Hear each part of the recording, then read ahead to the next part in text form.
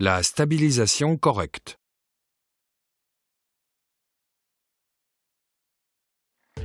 La première condition indispensable pour pouvoir travailler en toute sécurité réside dans le choix de l'emplacement et dans la stabilisation correcte de la grue. Le frein doit toujours être serré.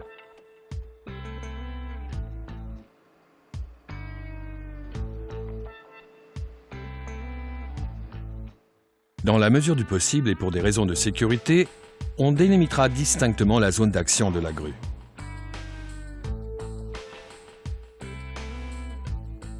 Les poutres de stabilisateur manuel sont doublement verrouillées grâce au système breveté Interlock.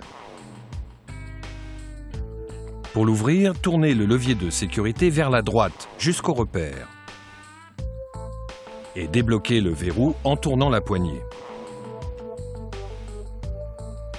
On doit toujours sortir entièrement les poutres de stabilisateur jusqu'à ce que le verrouillage s'enclenche correctement et que la marque correspondante soit visible. Seules les grues équipées d'un système de contrôle de stabilité tel que l'ISC ou l'HPSC peuvent être utilisées dans des conditions de stabilisation particulières, où les poutres de stabilisateur ne sont pas entièrement sorties. Dans de tels cas, le système de sécurité permet de régler la capacité de levage de la grue en fonction de la stabilité de l'équipement.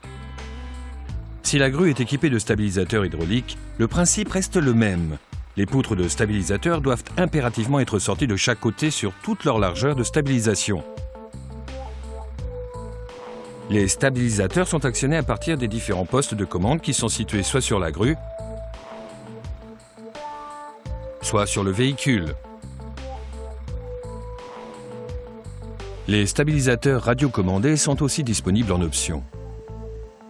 Les stabilisateurs à pivotement mécanique ou hydraulique doivent être verrouillés manuellement après les avoir retournés dans la position de travail.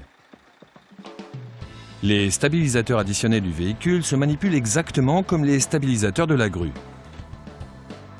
Lors de la stabilisation, le stabilisateur manipulé doit se trouver dans le champ visuel du conducteur.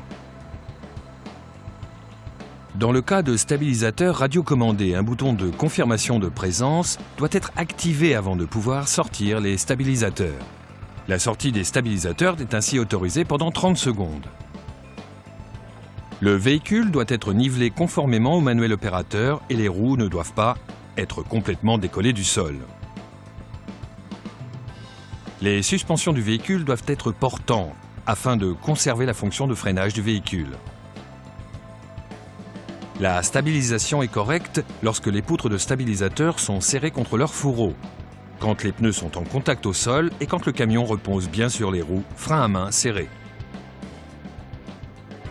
Le grutier doit toujours s'assurer que le sol est bien stable. Si le sol n'est pas assez ferme, on placera une large semelle d'appui sous les vérins de stabilisateur. Des semelles Palfinger en plastique spécial sont tout à fait appropriées. Une fois la grue correctement stabilisée, on pourra passer en mode grue et la sortir de la position de transport.